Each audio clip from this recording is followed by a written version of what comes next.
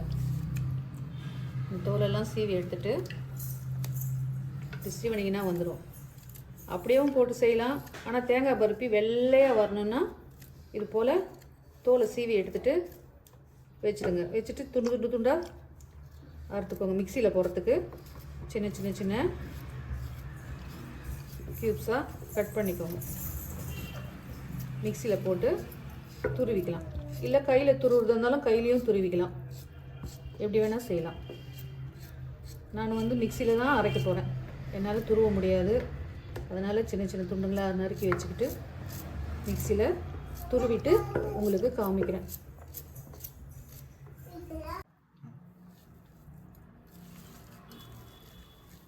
இது போல் கொஞ்சம் நைஸாக துருவி எடுத்துக்கோங்க. இது போல் நைஸாக துருவி எடுத்துக்கிட்டு ஏதாவது ஒரு கப்பு, ஒரு அளவுக்கு ஒரு கப்பு எடுத்துக்கோங்க. அதில் அளந்து வச்சுக்கோங்க.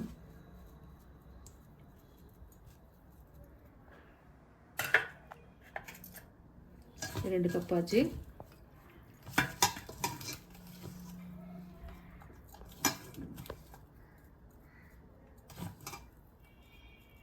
மூணு கப் ஆச்சு.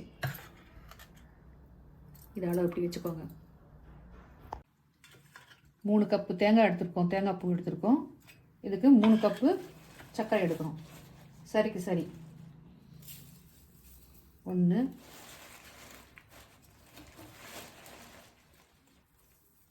2 3.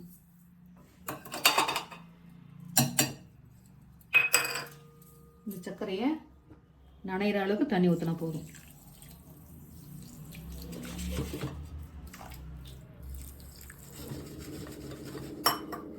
அடுப்பில் வச்சு ஒரு கொதி வரணும்.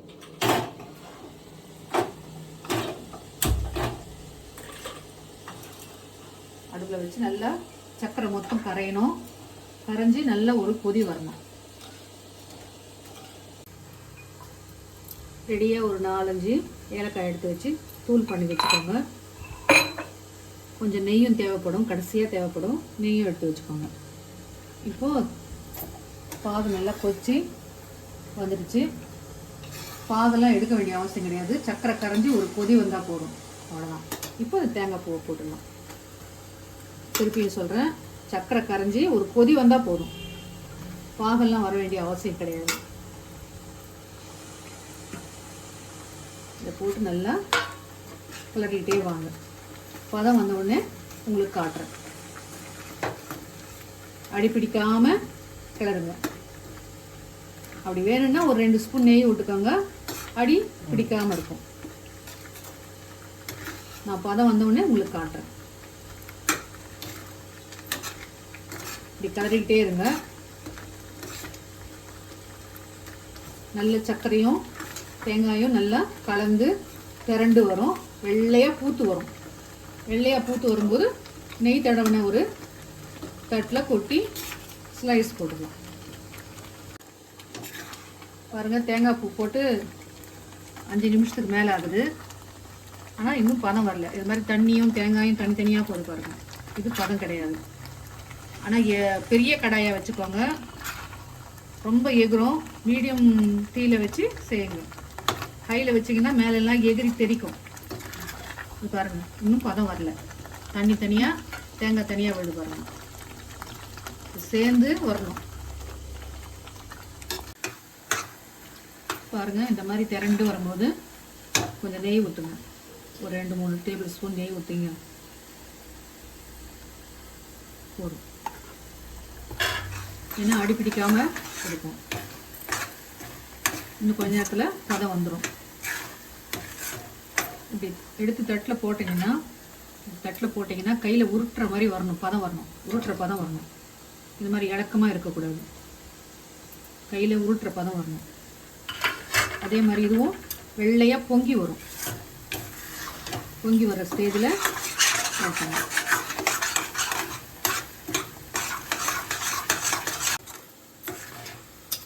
பதம் வரப்போகுது பாருங்கள். பொங்குது பாருங்கள். கடாய்க்கு ஒட்டாமல் திரும்பி திரும்பி வரணும். இந்த டைமில் வெனிலா எசன்ஸும் கொஞ்சம் போடுங்க. கலரும் போடலாம். இதுக்கு ஃபுட் கலர்ஸ் போட்டால் கூட நல்லாயிருக்கும் பார்க்குறதுக்கு.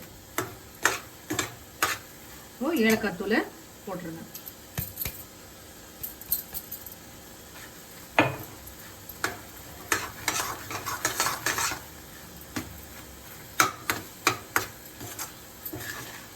இப்போ ஃபுட் கலர் கொஞ்சம் ஊற்றி விட்ருங்க.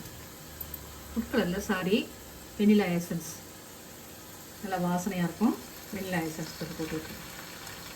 சாப்பிட்றதுக்கு ஐஸ்கிரீம் மாதிரியே டேஸ்ட் வரும். கொஞ்சம் விட்டால் கூட அப்படியே தீந்துடும். தெரியுதுங்களா? பொங்கி வருதுங்களா? இன்னும் ஒரு 2 நிமிஷம் வச்சு எடுத்துடலாம். இல்லைன்னா பொறி பொரியாக போயிடும். பதம் தப்பிடுச்சுன்னா பொறி பொரியாக போயிடும். பாருங்கள், இதுதான் பதம். எடுத்து இப்போ கொட்டிடலாம்.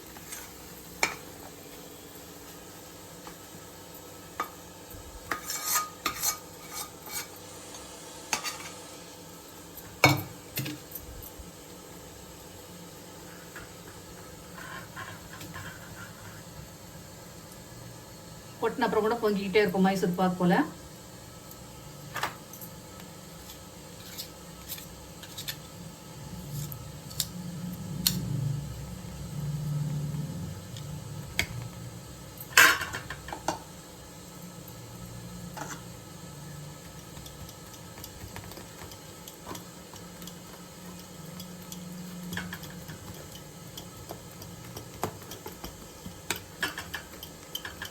அவ்வளோதாங்க,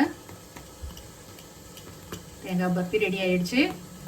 கொஞ்சம் ஆறுன அப்புறம் நம்ம கட் பண்ணணும்.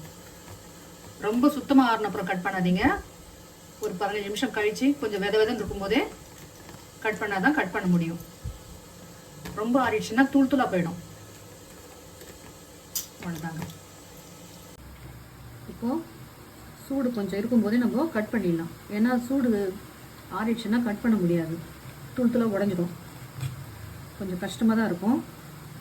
ஆனாலும் கொஞ்சம் கஷ்டப்பட்டு கட் பண்ணிவிடுங்க.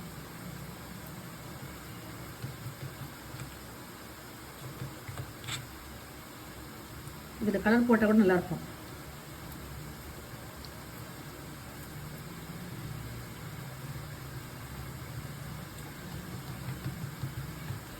கிளறும் போதே ஒரு ஸ்பூன் கடல மாவு கூட போடலாம். ஒரு ஸ்பூன் கடல மாவு போட்டால் கூட நல்லா சாப்பிடும்போது நல்ல டேஸ்ட் வரும்.